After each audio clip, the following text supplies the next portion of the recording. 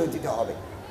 এবং এভাবে যদি বিভিন্ন জায়গা থেকে মাদ্রাসার ছাত্ররা এগিয়ে আসে, তাহলে প্রশাসনের ভিতরে, পুলিশ অ্যাডমিনিস্ট্রেশনের ভিতরে, জুডিশিয়ারির ভিতরে, এডুকেশনের ভিতরে, কাস্টমসের ভিতরে, সব জায়গায় বিসিএস ক্যাডার যেখানে যেখানে আছে, যারা রাষ্ট্র চালায়, তাদের ভিতরে আপনার অংশগ্রহণ থাকবে। বাংলাদেশকে আমরা সত্যিকার কোরআন এবং হাদিসের আদর্শে একটি খোলাফায়ে রাশিদের নমুনাভিত্তির রাষ্ট্র প্রতিষ্ঠা করতে পারব। আপনাদের শৃঙ্খলা, আপনাদের পঠন পাঠন দেখে মুগ্ধ হয়েছি। এবং হযরত বহুদিন জেলেও ছিলেন, তারপরেও এই সমস্ত কার্যক্রম, মানবিক কার্যক্রম, তালিমি কার্যক্রম এক মুহূর্তের জন্য বন্ধ হয় নাই। আমি আমার ছাত্র ভাইদেরকে বলবো, এসো আমরা স্বপ্ন দেখি, যে স্বপ্ন আমাদের ঘুমাতে দেয় না। মানুষ স্বপ্ন দেখে ঘুমের ভিতরে, আমরা এমন স্বপ্ন দেখব যে স্বপ্ন আমারে ঘুমাতে দেয় না। আমরা এই দেশকে বেদাত মুক্ত, খোরাফাত মুক্ত এবং রাসূল করিম সাল্লাল্লাহু আলাইহি ওয়াসাল্লামের সুন্নাহ ভিত্তিক একটা রাষ্ট্রের আমরা গোড়াপত্তন করতে চাই। এবং আমি আমার মন্ত্রণালয়ে আপনাদের সহযোগিতা কামনা করি, পরামর্শ কামনা করি। কোনো অভিযোগ থাকলে সেটা আমার নামে সচিবালয়ের ঠিকানায় পাঠিয়ে দিলে আমরা এই অভিযোগ খতিয়ে দেখব। এবং আমাদের কোনো কর্মকর্তা, আমাদের কোনো লোক যদি এর জন্য দায়ী হয়, আমরা তার আইনের আওতায় এনে শাস্তির ব্যবস্থা করব। আল্লামা ইকবাল রহমতুল্লাহ আলাইহি বলেন, নিগাহ বুলন্দ সুখান দিল নওয়াজ। আল্লামা ইকবাল বলেন, যারা কারওয়ানে কাফেলার যারা নেতা, ইসলামী আন্দোলনের যারা নেতা, তাদের দৃষ্টিভঙ্গি উঁচু হতে হবে। নিগাহ বুলন্দ সুখান দিল নওয়াজ, যা পুরসুস, কথা বলতে হবে সুন্দর ভাষায়, মার্জিত ভাষায় কথা বলতে হবে। দিলের ভিতরে জ্বলন, সাজ সুস, দিলের ভিতরে উম্মতের ফিকির থাকতে হবে। यही है रख्त सफ़र मेरे कारवां के लिए। मेरे कारवां যারা, কাফেলার যারা সর্দার, রখ্ত মানে সামান,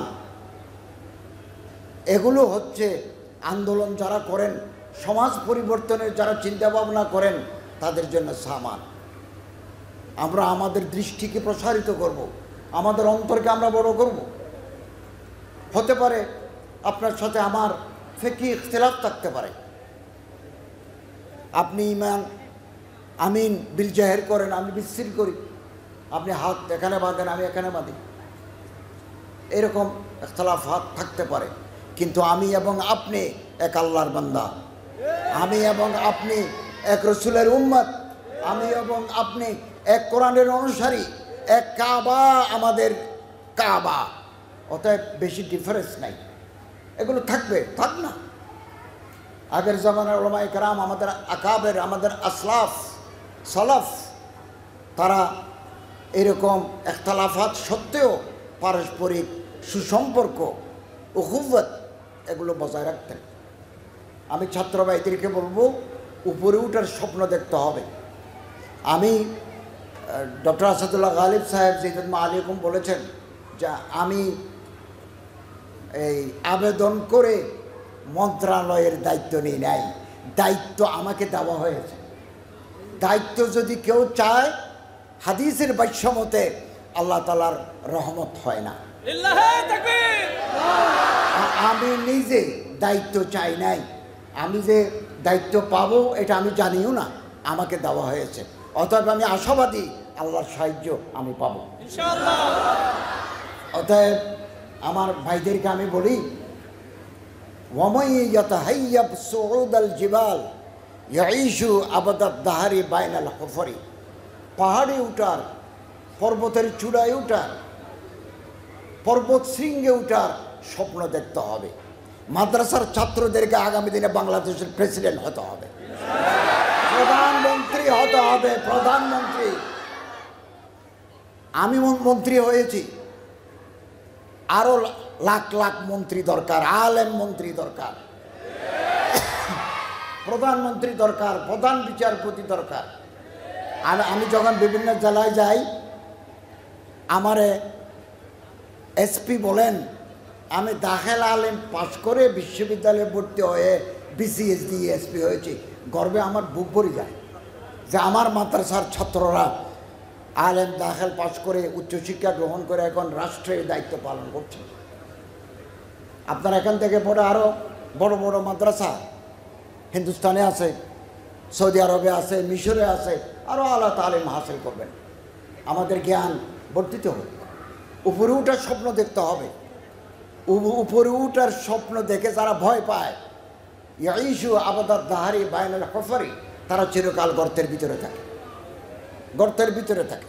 এই উত্তরবঙ্গে অনেক বড় বড় ওলামায়ে কেরাম তৈরি হয়েছেন, ওলামায়ে কেরাম, এবং অত্যন্ত শান্তিপূর্ণ একটা পরিবেশ, একটা ভ্রাতৃত্ববোধের আমেজ।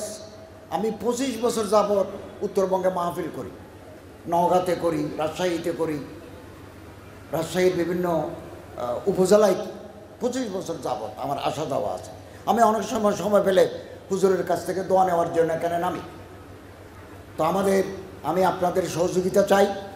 আমাদের এই গভর্নমেন্ট অত্যন্ত চ্যালেঞ্জিং টাইমে আমরা রাষ্ট্রীয় ক্ষমতা হাতে পেয়েছি, যাতে আমরা একটা সাস্টেইনেবল পলিটিক্যাল এনভায়রনমেন্ট, সুন্দর একটা রাজনৈতিক আবহ এবং অর্থনীতি, সমৃদ্ধ একটা অর্থনীতি, আইন শৃঙ্খলা রক্ষার একটা ভালো উদ্যোগ আমরা গ্রহণ করেছি। এটা উত্তরণ ঘটাতে না পারলে তাহলে দেশ আরও বেশি চ্যালেঞ্জের মুখে পড়বে। আমি আপনাদের সহযোগিতা কামনা করছি, পরামর্শ কামনা করি, দোয়া কামনা করি। আপনারা কিছু দাবি দিয়েছেন আমার কাছে, কিছু আমার মন্ত্রণালয়ের বাইরে, আমার এখতিয়ারের বাইরে, যেগুলো আমার এখতিয়ারে আছে আমি আপ্রাণ চেষ্টা করব আপনাদের এই মেসেজগুলো ঊর্ধ্বতন কর্তৃপক্ষের কাছে আমি পৌঁছাই দেব। এবং আমাদের সময় কতদিন, আমরা অন্তর্বর্তীকালীন সরকার, ইন্টারিম গভর্নমেন্ট, আমরা কিছু সংস্কার করতে চাই, এটা জনগণের আকাঙ্ক্ষা। এই সংস্কার করে আমরা পরবর্তী সরকারের হাতে ক্ষমতা দিয়ে আমরা বিদায় নেব। এই সময় যেগুলো হাতে আছে অল্প সময়, এগুলো জনকল্যাণ, ইসলামের বর্তারি, উখুওয়াতে ইসলামী, আমরা এই লাইনে কাজ করার জন্য অঙ্গীকার আবদ্ধ। এবং হিন্দুস্তান, পাকিস্তান, এ সমস্ত জায়গায় সালাফি, হানাফি, বেরলভি, এ সমস্ত মানুষদের কৌমি একজেহেতি আছে, হিন্দুস্তানে আছে। আপনারা জানেন আহলে হাদিসের যত ভেফাকি কনফারেন্স হিন্দুস্তানে হয়, ওখানে বিশেষ মেহমান হিসেবে থাকেন দারুল উলুম দেওবন্দের মুহাদ্দিস হযরত মাওলানা আরশাদ মাদানী সাহেব। দেওবন্দিও যখন কওমি একজেহেতি কনফারেন্স হয়, তখন আহলে হাদিসের হযরত ওলামায়ে কেরাম ওখানে হাজির হন। আমাদের মধ্যে একতলাপ সত্ত্বেও আমরা কাছাকাছি আসতে পারি, এতে কোনো বাধা নাই। আলহামদুলিল্লাহ, আপনাদের মহাব্বত, আমার প্রতি আপনাদের আকীদাতের জন্য আমি আপনাদের আন্তরিক মোবারকবাদ জানাই এবং দোয়া করি আল্লাহ তাআলা এই নওদাপাড়া এই মাদ্রাসাকে দিন দুগুনি রাত চুগনি তরক্কি দান করুন এবং আপনারা এই মাদ্রাসা থেকে লেখাপড়া শেষ করে আরও উচ্চতর লেখাপড়া করেন। হযরত আল্লামা ডক্টর আসাদুল্লাহ গালিব সাহেব জিদুল আলিকুম এই মাদ্রাসায় লেখাপড়া করে আবার অনার্স করেছেন, MA করেছেন, PhD করেছেন, রাজশাহী বিশ্ববিদ্যালয়ের প্রফেসর হয়েছেন। আমরাও একসময় মাদ্রাসায় শিক্ষকতা করেছি, এরপরে আমি ইন্টারন্যাশনাল ইসলামিক ইউনিভার্সিটি প্রফেসরই করেছি, কলেজের শিক্ষকতা করেছি। আমাদের অনেক ছাত্র ভাইরা গভর্নমেন্টের উচ্চ পদে আছেন, জয়েন্ট সেক্রেটারি হয়েছেন, একসাথে আমরা মাদ্রাসায় পড়েছি। ফলে এর রাষ্ট্র যদি বদলাতে চাই, রাষ্ট্রের চেহারাকে যদি বদলাতে চাই এবং বেদাতমুক্ত সমাজ যদি প্রতিষ্ঠা করতে চাই, আপনাদের উপযুক্ততা পারঙ্গমতার 18 আজকে কত 24 সাল, অর্থাৎ অর্ধযুগ পরে আজকে আবার পুনরায় এই মার্কেটে তার আগমনে আমরা অত্যন্ত আনন্দিত এবং তাকে আমরা অন্তরের অন্তঃস্থল থেকে মোবারকবাদ জানাচ্ছি এই সময়টুকু আমাদের জন্য দেওয়ার জন্য। তিনি অত্যন্ত মূল্যবান সময় অতিবাহিত করছেন। ইতিমধ্যে তার 2-3টে প্রোগ্রাম করা শেষ হয়ে গেছে, এখনও সামনে অনেক প্রোগ্রাম রয়েছে। আমরা আমাদের কথাগুলো, দাবিগুলো লিখিত আকারে আমরা সামনে দিয়েছি, এগুলো রিপিট করতে চাই না। খালি আমরা বলতে চাই দেশের অবস্থান সম্পর্কে।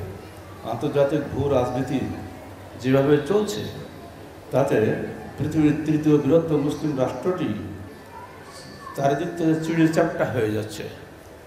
এই রাষ্ট্রের 2 দিকে কুফরিস্তান, অর্থাৎ একদিকে ভারত, একদিকে মিয়ানমার, দুটোই কুফরিস্তান। হিন্দুস্তান আর ওদিকে মিয়ানমার, কি স্থানটা কে জানে, ওদের কোন ধর্মের লোককে আল্লাহ ভালো জানে। যাক, মুসলমান তো নয়, মাঝখানে আমরা মুসলমান, একটা দেশ, পিছনে বঙ্গোপসাগর। আমাদের পালাতে গেলে বঙ্গোপসাগর ডুবি মরতে হবে, অর্থাৎ বাঁচতে গেলে বাঁচার মতো বাঁচতে হবে। এবং আমাদের চেতনা হলো ইসলামী চেতনা।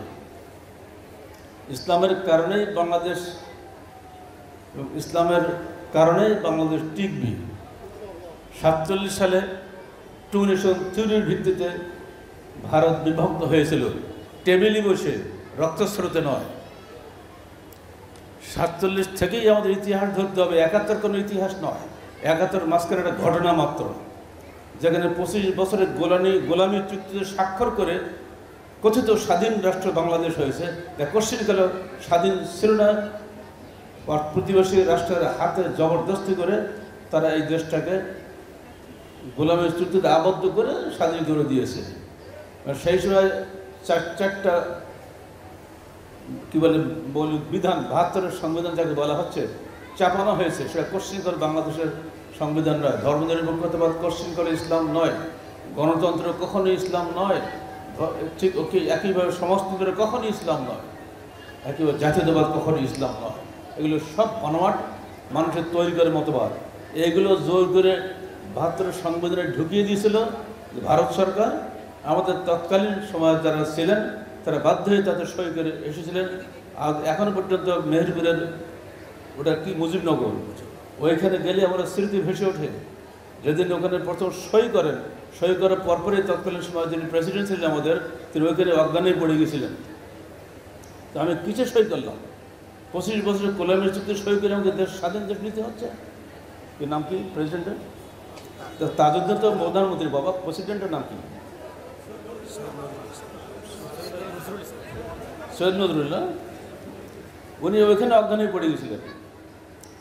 ইতিহাসটা ভুলে যাওয়া যাবে না, এগুলো সব আমার লেখার মধ্যে চলে গেছে আগে। এই দেশকে বাঁচতে গেলে একবার ইসলামী চেতনা নিয়ে বাঁচতে হবে। এই যে রাজশাহী, এই রাজশাহীতে আমরা বসে আছি, নদীর ধারে কাল গিয়েছিলাম, নদীর উপরে ইন্ডিয়া, কি ওই জায়গার নাম কি? মুর্শিদাবাদ, মালদা না, মালদা না, যেরকম বলো। আরে বাবা কথা বলো না কেন তোমরা? বাজে কথা বলে। ইন্ডিয়ার কি লালগোলা, মালদা, লালগোলা, মুর্শিদাবাদ সব মুসলমানের দেশ। কিন্তু সেই সময় দাগ কাটার সময় রেড ক্লিপ ওইগুলো সব বাদ দিয়ে দিয়েছে। নেহেরু চক্রান্তে পড়ে মুসলমান এরিয়াটা তারা দখল করে নিয়েছে। ঠিক সিলেটের করিমগঞ্জ পুরোপুরি মুসলমানের এরিয়া, সেটাও তারা নিয়ে নিয়েছে। এরপরে যতটুকু দিয়েছে, এখানে বাঁচতে গেলে আমাদেরকে ইসলাম নিয়েই বাঁচতে হবে, ইসলাম চলে গেলে শেষ হয়ে যাবে। এর জন্য আজেবাজে স্লোগান দিয়ে আমাদের ছেলেদেরকে এ পর্যন্ত মূর্খ বানানো হয়েছে। মাদ্রাসা হোক, কলেজ হোক, ইউনিভার্সিটি হোক, কোনো ছাত্ররাই তাদের দেশের ইতিহাস জানে না। শুধু ইসলামী চেতনা ভুলে যেতে পারলেই বাংলাদেশ শেষ। তাই এদেশের স্বাধীনতার চেতনা হলো ইসলাম। স্বাধীনতার চেতনা কোশ্চিনকালে মানুষের বানোয়াট চেতনা নয়। এই চেতনা যেন অক্ষুণ্ণ থাকে, মাননীয় ধর্ম উপদেষ্টাকে আমরা সেই দাবি জানাবো। আপনি আপনার শুধু মন্ত্রণালয় নয়, ইসলাম সব মন্ত্রণালয়ে কাজ করবে। যেখানেই দেখবেন ইসলাম বিরোধী কাজ হচ্ছে, সেখানে প্রতিবাদ করতে হবে আপনাকে, কোনো খাতির নেই। সুদী অর্থনীতি অবশ্যই বাতিল করতে হবে। সুদ পশ্চিমকালেও মানুষের কল্যাণ আনে না, সুদ সবসময় মানুষের ধ্বংস নিয়ে আসে। পৃথিবীর যত জ্ঞানী গুণী যত প্লেটো সবাই বলেছে সুদ দরিদ্রতার মূল উৎস। কোরআন বলেছে, হাদিস বলেছে, আমরা সেই সুদকে সামনে রেখে ক্ষুদ্র ঋণের বদলে যদি কর্জাসনা প্রকল্প চালু করে দিই, যেটা ইন্ডিয়া পেরেছে, শ্রীলঙ্কা পেরেছে, বাংলাদেশ কেন পারবে না? এটা মাননীয় প্রধানমন্ত্রীর কাছে আমার দাবি রইল, তিনি ক্ষুদ্র ঋণের প্রবক্তা বলে সারা বিশ্বে নন্দিত। আমরা বলে আপনি এটা কর্জাসনা প্রবক্তা হন, কারণ আপনার মেরিট আল্লাহ পাক দিয়েছেন, অর্থনীতির জ্ঞান আল্লাহ আপনাকে দিয়েছেন। এই জ্ঞানটা দিয়ে ব্যয় করুন কোরআন এবং হাদিসের পথে, ইনশাল্লাহ আপনার এই মেরিট, আপনার প্রতিভা বাংলাদেশে অনন্য প্রতিভা হিসেবে গণ্য হবে। ওই ইহকালে যেটা কাজে লাগছে, পরকালে আরও বেশি কাজে লাগবে, মুক্তির পথ খুলে যাবে। আল্লাহ পাক আমাদের সবাইকে দ্বীনে হকের উপরে দৃঢ় থাকার তৌফিক দান করুন। শেষে মাননীয় ধর্ম উপদেষ্টাকে আমি পুনরায় ধন্যবাদ জানাচ্ছি আমাদের এখানে আসার জন্য, এবং বলে দিচ্ছি এটা আপনার নিজের জায়গা, রাস্তার ধারে বসবাস করে, এয়ারপোর্টে এখান থেকে যেতে হয়। যেমন আগেবার এসেছিলেন নিজের কোনো প্রোগ্রাম ছাড়াই, যখনই এই দেশে এই বঙ্গে আসবে প্লেনে চড়ে, তখন এখানে আমরা আছি, দয়া করে একটা ভিজিট করে যাবেন, আমরা খুশি হব, আমরা নিজেদেরকে সত্যি ধন্য মনে করব। আসসালামু আলাইকুম রহমতুল্লাহ।